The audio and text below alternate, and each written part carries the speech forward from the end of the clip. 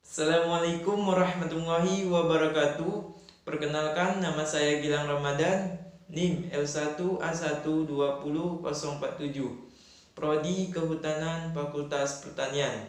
Baiklah, di sini saya akan menjelaskan tentang satu, fungsi dan kedudukan bangsa Indonesia. Yang kedua, menjelaskan hakikat bahasa Indonesia yang baku. Yang ketiga, menjelaskan ciri-ciri bahasa Indonesia yang baku dan tidak. Baiklah, saya akan menjelaskan fungsi dan kedudukan bahasa Indonesia. Fungsi bahasa Indonesia secara umum yaitu sebagai lambang kebanggaan nasional, sebagai lambang identitas nasional, alat pemersatu, alat penghubungan antar budaya dan daerah. Kedudukan bahasa Indonesia. Kedudukan bahasa Indonesia terbagi menjadi dua. Yang pertama, kedudukan bahasa Indonesia sebagai bahasa nasional. Kedudukan bahasa Indonesia sebagai bahasa nasional memiliki fungsi, yaitu sebagai lambang kebanggaan nasional, sebagai identitas nasional, sebagai alat pemersatu, sebagai alat penghubungan antar daerah dan budaya. Kedudukan bahasa Indonesia yang kedua yaitu sebagai bahasa negara atau resmi. Kedudukan bahasa Indonesia sebagai bahasa kenegaraan atau resmi memiliki fungsi, yaitu sebagai bahasa negara atau resmi. Yang kedua, bahasa pengantar dalam dunia pendidikan. Yang ketiga, alat penghubungan antar tingkat kependidikan. Yang keempat, alat penghubungan atau pengembang kebudayaan, ilmu pengetahuan, serta teknologi.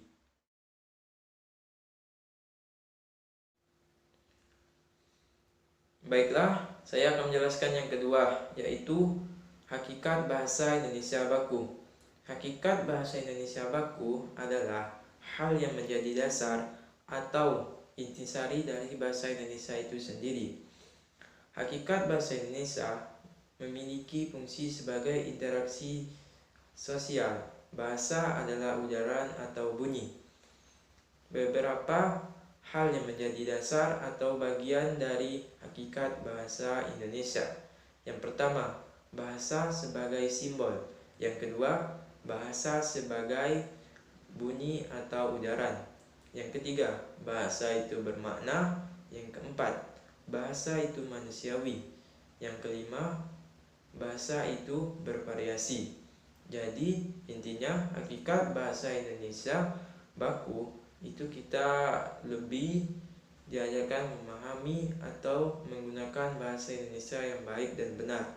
Apabila kita bertemu dengan orang yang berbeda daerah atau bahasa, kita menggunakan hakikat atau bahasa Indonesia yang baku akan lebih cepat dipahami atau dimengerti daripada kita menggunakan bahasa sendiri.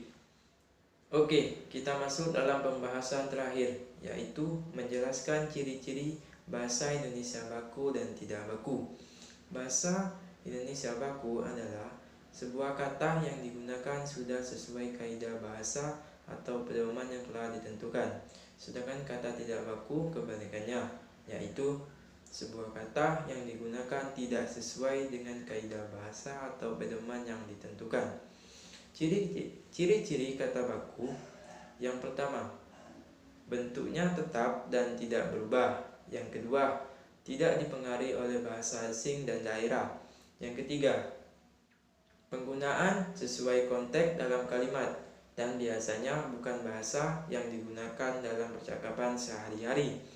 Yang keempat, memiliki arti yang pasti, tidak rancu dan tidak berlebihan. Sedangkan ciri-ciri kata tidak baku. Yang pertama, umumnya digunakan dalam percakapan sehari-hari. Yang kedua, dipengaruhi oleh bahasa asing dan daerah. Yang ketiga, dipengaruhi oleh zaman. Yang keempat, bentuknya mudah berubah. Sebagai contoh, kata baku, Rio melempar mangga di depan rumahnya. Kata tidak baku, Rio lempar mangga di depan rumahnya.